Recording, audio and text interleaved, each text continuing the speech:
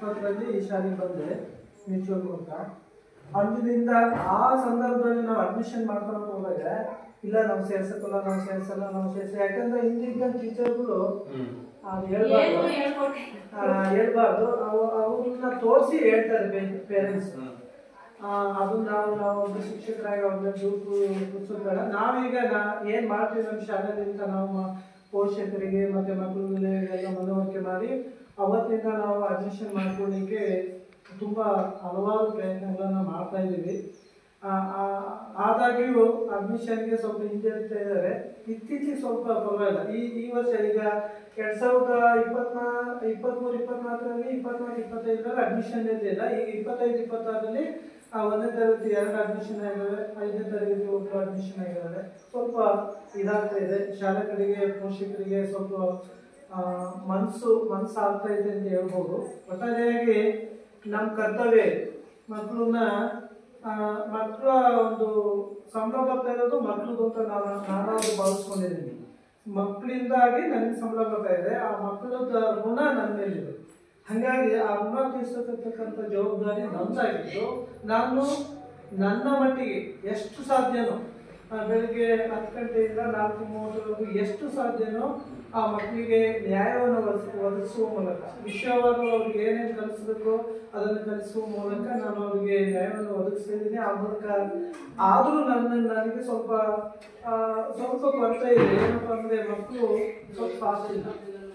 ಅವ್ರನ್ನ ಆದಷ್ಟು ನಾವು ಏನೇನು ಕ್ರಮವನ್ನ ಅವ್ರಿಗೆ ಕಲಿಸ್ಲಿಕ್ಕೆ ಏನೇನು ಕ್ರಮ ಕೈಗೊಳ್ಬೇಕು ಅದೆಲ್ಲ ನಾವಾದ್ರೂ ಮಾಡ್ತಾ ಇದ್ದೀವಿ. ಒಟ್ಟಾರೆ ಇತ್ತೀಚಿನ ದಿನಗಳಲ್ಲಿ ಸರ್ಕಾರ ಸಹ ನಮ್ಮ ಜೊತೆಗೆ ಕೈ ಜೋಡಿಸಿ ಈಗ ದಲಿತಲ್ಲಿ 1ನೇ ತರಗತಿಯಿಂದಲೇ ಇಂಗ್ಲಿಷು ಬೋಧನೆಯನ್ನು ಪ್ರಾರಂಭಿಸಿದ್ದೀವಿ.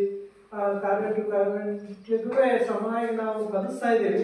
ಏನಪ್ಪಾ ಅಂದ್ರೆ ಈಗ ಒಬ್ಬೊಬ್ಬರೇ ಶಿಕ್ಷಕರಿದ್ದಾಗ ಆ ಇಲಾಖೆ ಕೆಲಸ ಮತ್ತೆ ಆ ಕೆಲಸ, ಅಡುಗೆ ಕಾರ್ಯ, ನೀರು, ಮತ್ತೊಂದು ಅಂತ ಹೇಳ್ಬಿಟ್ಟು ಮಕ್ಕಳಿಗೆ ಅಲ್ಲಿ ಸ್ವಲ್ಪ ಹೊರತಾಗಿ ಬಿಡ್ತಾ ಇದೆ.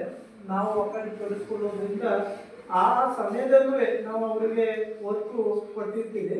ಅದನ್ನು ಸರಿದೂಗಿಸ್ಲಿಕ್ಕೆ ಒಟ್ಟಾರೆಯಾಗಿ ಈ ಊರಿನ ಜನ ನಮಗೆ ಸಹಕಾರ ಕೊಟ್ಟಿರೋದ್ರಿಂದ ನಾವು ಈ ಶಾಲೆಯಲ್ಲಿ ಆ ಮಕ್ಕಳಿಗೆ ಏನು ಬೋಧನೆ ಮಾಡಬೇಕು ಅದೆಲ್ಲ ಮಾಡಿಕೊಂಡು ಆ ಮಕ್ಕಳಿಗೆ ಸರ್ಕಾರದಿಂದ ಏನೇನು ಸೌಲಭ್ಯಗಳು ದೊರಕಬೇಕು ಆ ಎಲ್ಲವನ್ನ ದೊರಕಿಸಿಕೊಡ್ತಾ ಅವರಿಗೆ ಪೇರೆಂಟ್ಸಿಗೆ ನಾವು ಮುಂಜಾಗ್ರತೆಯಾಗಿ ಹಿಂಗೆಲ್ಲ ಮಾಡಬೇಕು.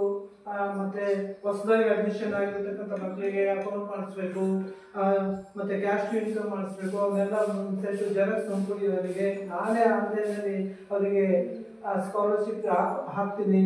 ಆಮೇಲೆ ಬಂದಂಥ ಸಮಯದಲ್ಲಿ ನೀವು ಹೋಗಿ ಚೆಕ್ ಮಾಡ್ಕೊಳ್ಳಿ ಬ್ಯಾಂಕಲ್ಲಿ. ಅವೆಲ್ಲ ಒಂದು ಇದು ಕೊಡ್ತಾ ಮತ್ತೆ ಮಕ್ಕಳಿಗೆ ಹೋಮ್ವರ್ಕ್ ಮಾಡಿ ಕೊಡ್ತೀನಿ.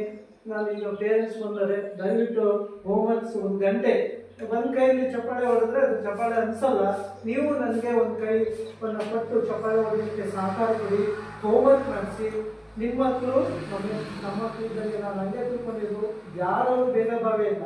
ಎಲ್ಲರೂ ನನಗೆ ಎಲ್ಲರೂ ಒಂದೇನೆ. 1ನೇ ತರಗತಿಯಿಂದ 5ನೇ ತರಗತಿವರೆಗೂ ಎಲ್ಲರೂ ಒಂದೇನೆ. ಎಲ್ರಿಗೂ ಆಯಾ ತರಗತಿಗೆ ಏನೇನೋ ನಾವು ಕಲಿಸ್ಬೇಕು ಆ ಮಟ್ಟದಲ್ಲಿ ಕಲಿಸ್ತೀವಿ, ಅದಕ್ಕೂ ಹೆಚ್ಚಾಗಿ ಕಲಿಸ್ತಾ ಇದ್ದೀವಿ. ಒಟ್ಟಾರೆಯಾಗಿ ಪೋಷಕರ ಸಹಕಾರ ನಮಗೆ ಬೇಕು. ಸಮಯಕ್ಕೆ ಸರಿಯಾಗಿ ಮಕ್ಕಳು ಕಲಿಸಿ ಮತ್ತು ಆಗಾಗ್ಗೆ ಮಕ್ಕಳುಗಳನ್ನ ಗೈರು ಹಾಜರಿ ಮಾಡ್ದಂಗೆ ನೋಡ್ಕೊಳ್ಳಿ. ಯಾಕೆಂದ್ರೆ ಒಂದಿನ ಪಾಠ ಮಾಡಿದ್ದು ಮತ್ತೆ ಪುನಃ ಅವರಿಗೆ ನಾವು ಪಾಠ ಮಾಡೋಕ್ಕೆ ಆಗಲ್ಲ. ಹಾಗಾಗಿ ಸಮಯದ ಕೊರತೆ. ನಾನು ಬೆಳಗ್ಗೆ ಇಲ್ಲ ಎಂಟ್ರಿ ಆದ್ರೆ ಶಾಲೆಗೆ ಸಂಜೆ ಆಗಿದ್ದೇ ಗೊತ್ತಾಗಲ್ಲ ನನಗೆ. ಹಂಗಾದ್ರೂ ಈಗ ಬೇರೆ ಶಾಲೆಲ್ಲ ಬಿಟ್ಬಿಟ್ಟು ಹೋಗ್ತಾ ಆ ಮಕ್ಕಳುಗಳು ಇಲ್ಲಿ ಬರ್ತಾರೆ, ನಾನಿನ್ನು ಇಲ್ಲೇ ಕೂತಿರ್ತೀನಿ. ಹಾಗಾಗಿ ಅಂದ್ರೆ ಒಂದು ಅರ್ಧ ಗಂಟೆ 1 ಗಂಟೆ ಜಾಸ್ತಿ ಮಾಡಿದ್ರೆ ನಮ್ಮಪ್ಪನ ಮನೆ ಗಂಟೆನೂ ಹೋಗಲ್ಲ. ಮಕ್ಕಳಿಗೋಸ್ಕರ 1 ಗಂಟೆ ಮಾಡ್ದೇನೋ ತೃಪ್ತಿ ನನಗಿರುತ್ತೆ. ಒಟ್ಟಾರೆಯಾಗಿ ನಾನು ಶಾಲಾ ಆಡಳಿತ ಕಾರ್ಯವನ್ನ ಸರಿದೂಗಿಸುವ ಜೊತೆಗೆ ಮಕ್ಕಳಿಗೆ ಏನು ಶೈಕ್ಷಣಿಕವಾಗಿ ಒಂದು ನ್ಯಾಯವನ್ನು ಒದಗಿಸಬೇಕು ಅದನ್ನು ಒದಗಿಸ್ಕೊಂಡು ನನ್ನ ಕೆಲಸವನ್ನು ನಾನು ನಿಷ್ಠೆಯಿಂದ ಮಾಡ್ತಾ ಇದ್ದೀನಿ. ಈ ಸಂದರ್ಭದಲ್ಲಿ ನಾನು ಹೇಳಲಿಕ್ಕೆ ಬಯಸ್ತೀನಿ.